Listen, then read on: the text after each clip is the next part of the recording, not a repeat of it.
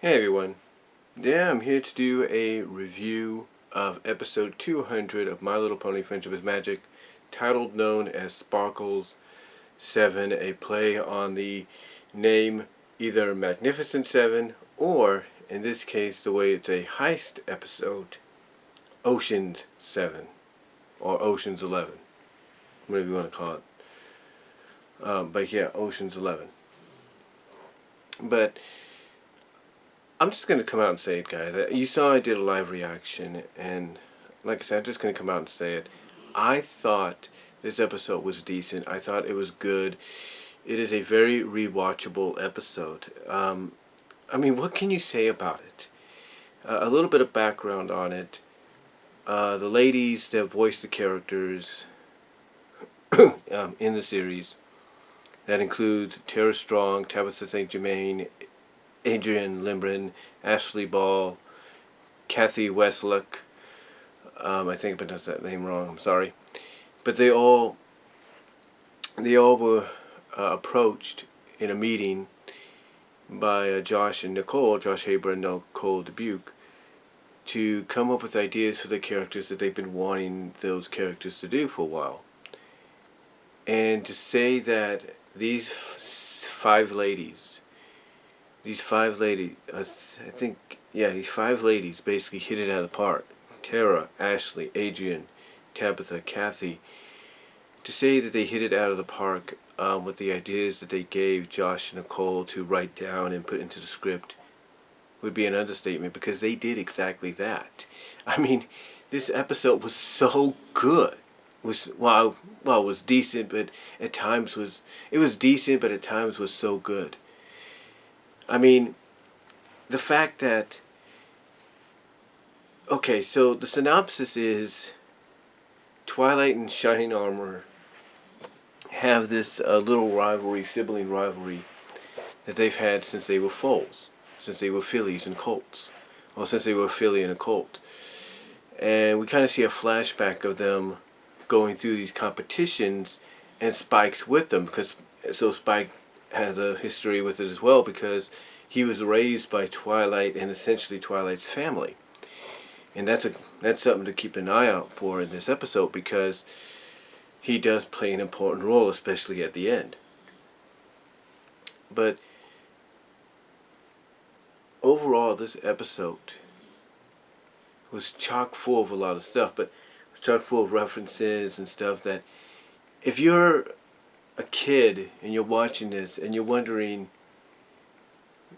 at first you don't think, okay, oh, it's just, Applejack has this Apple Core persona that she's never shared before till now. And yet, if you're an older kid or an adult, you know who the Apple Core is representing, who's a reference to. But anyway, getting back to what I'm saying, the story basically is they've had this sibling rivalry going on for months, since they were colts and fillies. Basically, it was all about who proved themselves to be the better sibling at excuse me, I'm trying to get over a cold here, at doing certain things like, chores, sharing, all sorts of stuff. And each week and each day, the parents would give a gold star to them. They would give a gold star. So they would add all this up, and so the parents would add, so their parents would add these gold stars up, and whoever had the most gold stars at the end of the week would become sibling supreme. They'd win a little made-up crown for the week, calling themselves sibling supreme. So, long story short, Shining sends a letter to Twilight acknowledging that they're going to start it up again, and we find out the reason. Because apparently Luna and Celestia put in a new security system, courtesy of Shining Armor, because they do reference back to the return of Sombra, and basically they realize, okay, things are not as peaceful as they were, so we got to amp up security, which I would have to agree is a good callback and a good acknowledgement that, okay, maybe things are not as harmonious as they thought they were, so they got to amp up security. So basically, they call upon Shining to come up with an idea, an idea for a security system, and he decides that the best way to test it out is to call upon his sister to do so. Her sister, and her friends, to test it out for him. But add on the fact that, okay, how can I lure her to test this out? The only way he knows how to, and that's to basically bring back something that they competed over back when they were foals. So, okay, fine. Okay, fine, that's a good way to get your sibling to do something for you that normally they probably wouldn't do. And on top of that, what's interesting about this is you have Celestia and Luna involved. And what's funny is when Celestia basically kind of mentions why Shining's here and why this is happening, it's Luna that's very distant about it. Like, Luna's like, look, we could just do this ourselves. Acknowledging what some fans have been saying, that, hey, you guys are powerful enough, you could set up security measures yourself. So Luna is going to be playing an interesting, integral part later on. Anyway, so getting to the point here, Twilight decides to recruit her friends to help her out. Well, of course she was going to recruit her friends.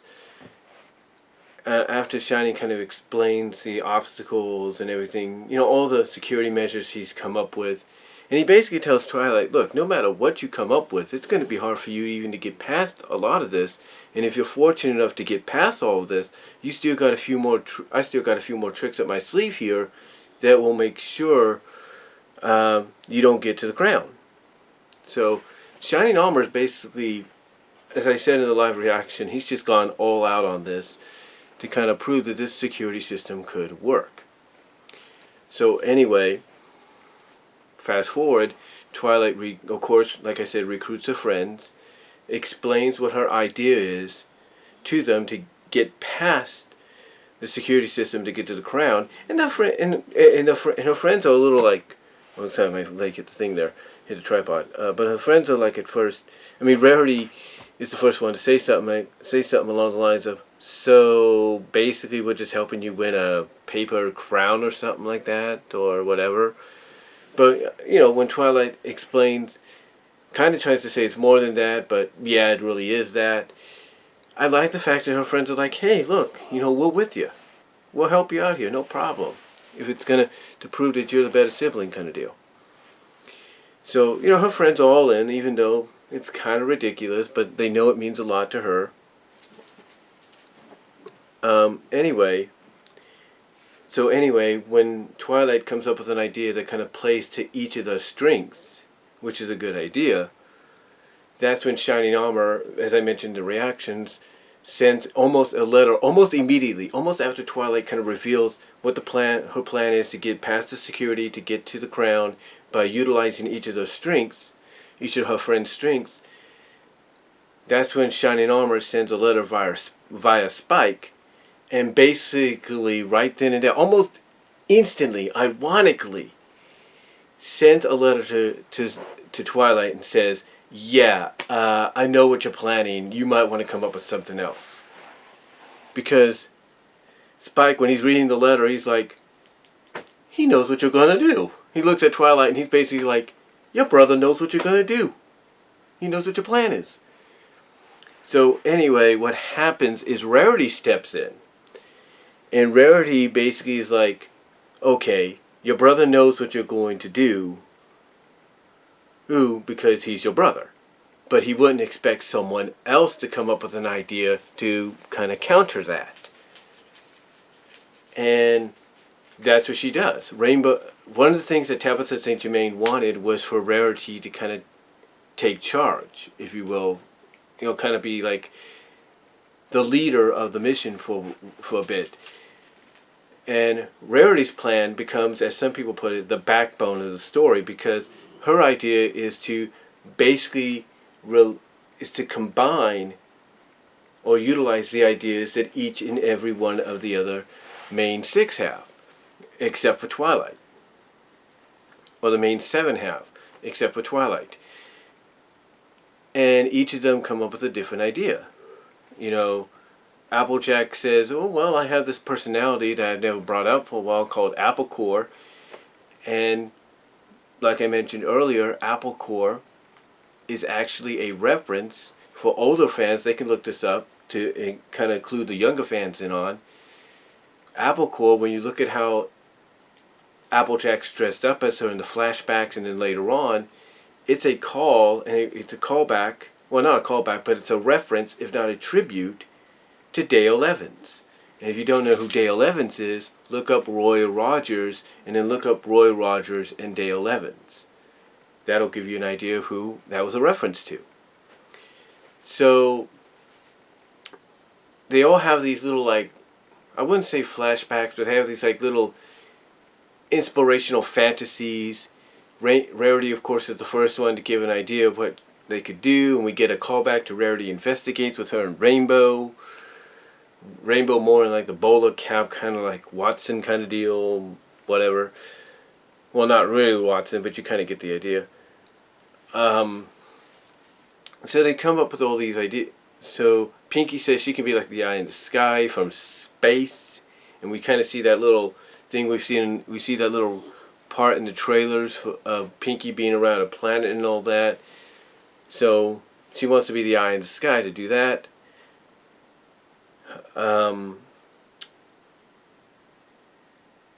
Rarity basically says Fluttershy could be the one that knocks out the security. Spike volunteers to kind of help her out. We get a little fantasy, Mission Impossible, Ocean's 11 like fantasy of Spike and Fluttershy getting up past the security system. And then Twilight's like, well, what am I doing? And Rarity's like, well, that's the brilliant part. You're going to do nothing because your brother wouldn't expect that. So, long story short, they utilize the plan. They go along with the plan, and they take the part, and they go, well, basically, long story short, after everything's set in motion, they go along with the plan. And basically, things don't really go as well as they should at first. I mean, Applejack's doing her best impression of this Apple Core / Dale Evans character. But Shining Armor almost immediately sees through it. And he's like, Applejack, what are you doing? And Applejack's trying to play this alter ego of hers, going like, Applejack, I don't know what you're talking about. And she starts singing, and she's like, I'm Apple Core, and I'm here to perform for you guys. And she starts doing a little song and everything. And so Pinky, she drops off Fluttershy and Spike in the location where they gotta go. Rarity and Rainbow Dash go around questioning, trying to figure out where the entrances to like the underground paths are, and they find it. But then something unexpected happens. So anyway, Pinky, after she drops off, well, just as she's about to drop off Fluttershy and Spike, the balloon pops. And we basically get this line from Pinky called "Cancel Out, We Have a Problem," which is a reference to Houston, we have a problem. And basically, that's enough to distract the guards to where, you know, Applejack, she's still playing her part, but then she notices that, and then she's like, well, distraction is a distraction. Activates something on a guitar, and this little thing shoots out, grabs one of the guards' medallions, and puts it inside the guitar, because Shining Armor earlier basically says that unless you have one of these things, you can't get through this, you can't really get through. So they end up getting it. So Applejack gets it, is able to use Pinky's distraction to get it. But that's not the end of things. You see, they find the so Rainbow. We go back to Rainbow Dash and we go back to Rainbow Dash and Rarity, and we have Fluttershy and Spike. They're on the outside. They're in the window area and all that. But we go back to Rainbow Dash and Rarity, and they notice Luna's arrived, but she's arrived with a certain guard.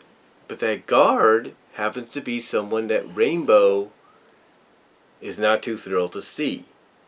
Zephyr Breeze.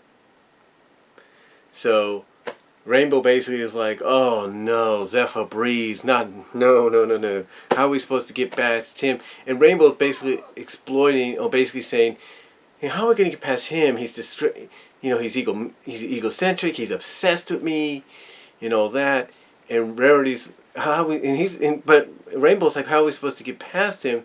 And Rarity comes up with this idea. She does a little raising eyebrow thing, like, and almost immediately Rainbow knows exactly what that means, and Rainbow's like, no way, I'm not, no.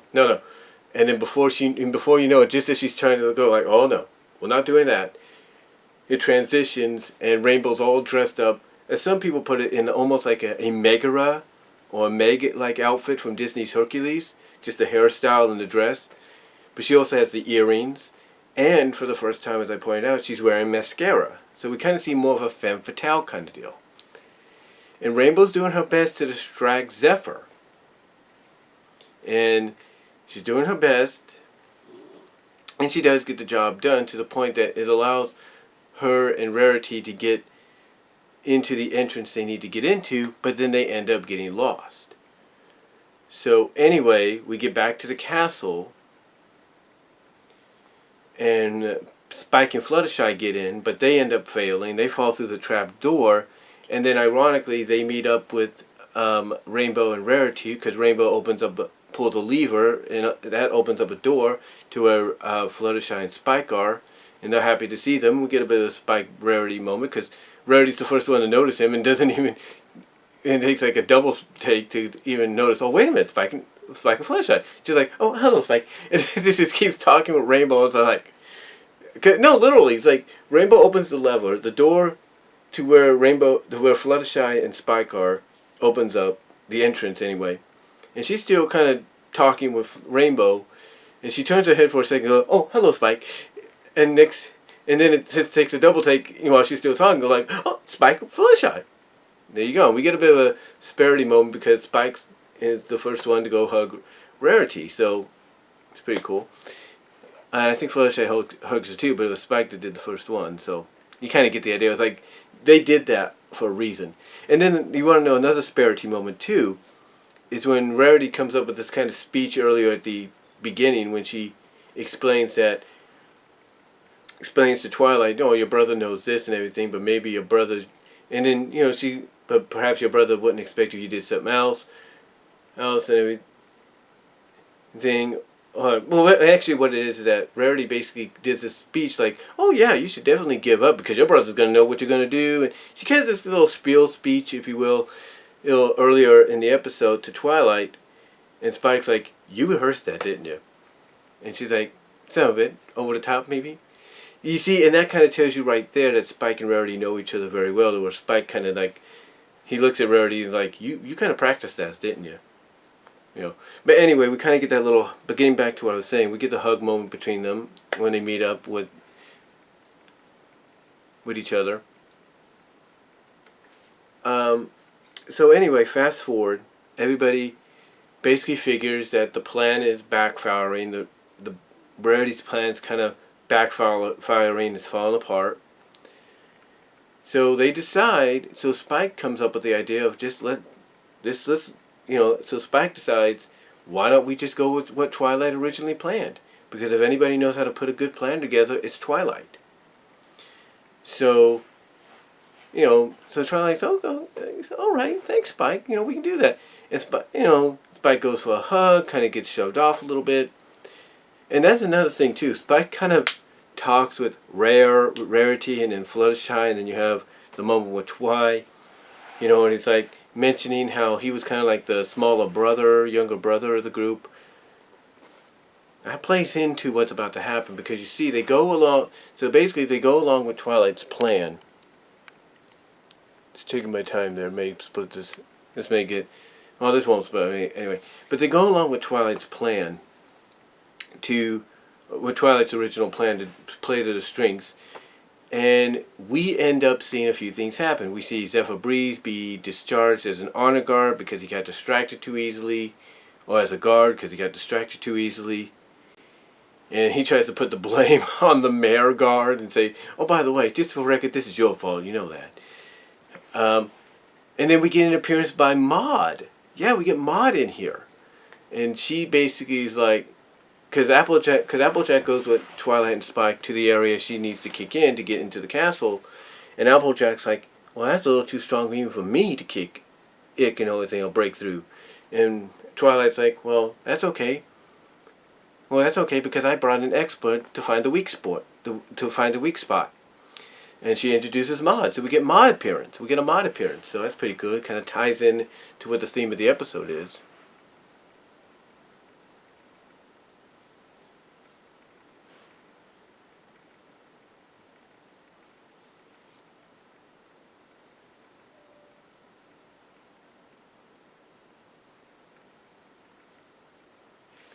So like I said, we heads into the theme of the episode.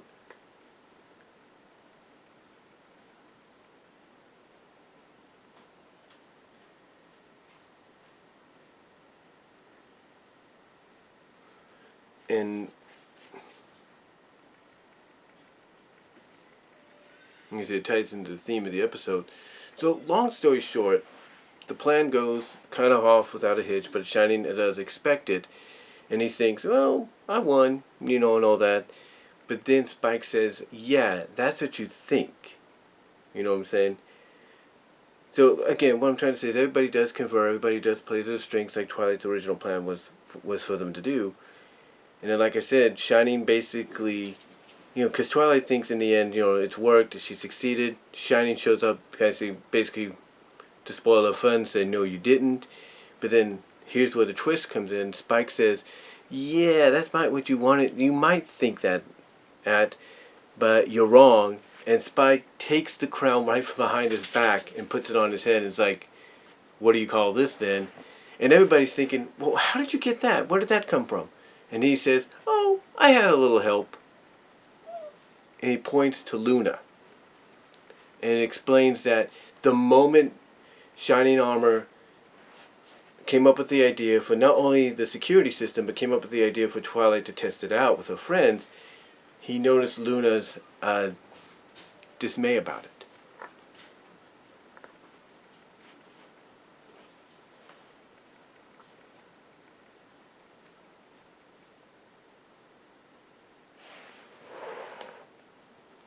So he noticed Luna's dismay about it, her dispelling of it.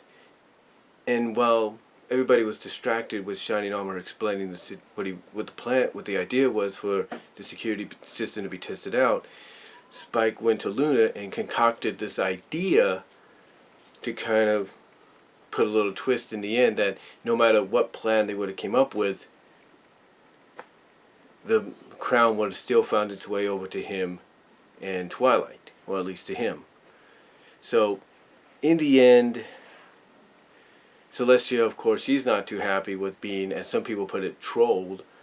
So her and her sister go off in almost a very sisterly, rivalry-like manner and tone to go discuss how they can create further and stronger measures for a security system.